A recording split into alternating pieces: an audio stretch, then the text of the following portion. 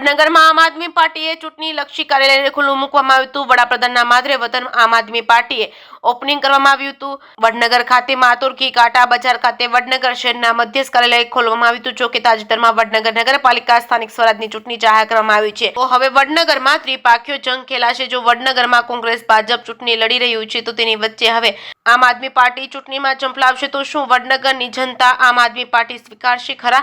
આ કાર્યક્રમમાં મુખ્ય મહેમાન વડનગર શહેર પ્રમુખ આપના વિનોદ પટેલ, જયદેવસિંહ ચાવડા, જિલ્લા પ્રમુખ આપ પાર્ટી તેમજ શિલ્પાબેન દેસાઈ, જિલ્લા ઉપપ્રમુખ મહેસાણા તથા દરેક કાર્યકર્તાઓ હાજર રહ્યા હતા। જે કેસની ગુજરાતી સાથે જીગર પટેલ, વડનગર।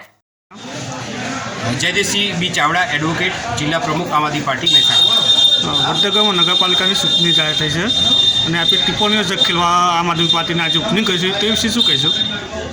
વડનગરની જાહેર જનતા સાથે છેલ્લા 15 દિવસથી જ્યારે પ્રચાર કરી રહ્યા છીએ, સમસ્યાઓ યાત્રાઓ કાઢી છે, એમની સમસ્યાઓ સાંભળી છે, ત્યારે ઠેર ઠેર જગ્યાએ ગંદકી છે, રોડ રસ્તા તૂટેલા છે, પાણીની પણ સમસ્યાઓ છે, સ્ટ્રીટ લાઇટના પ્રોબ્લેમ છે। આ બધા સમાધાન કરવા માટે આમ આદમી પાર્ટી અત્યારે ચૂંટણીમાં ઊભી રહેશે, તમામ બૂથ ઉપર ઊભી રહેશે, તમામ વોર્ડમાં ચૂંટણી લડશે અને જાહેર જનતા સાથે મળીને આ ચૂંટણી લડશે।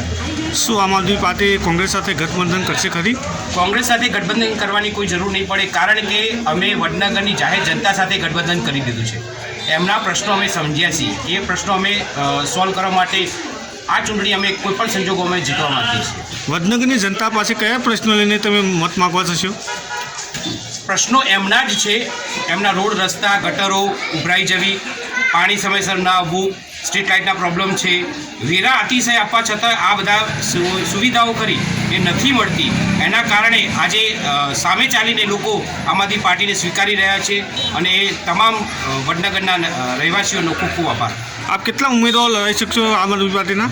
દરેક વોર્ડમાં 7 ચોકુ 28 ઉમેદવારો આપણે ઊભા રહેશે।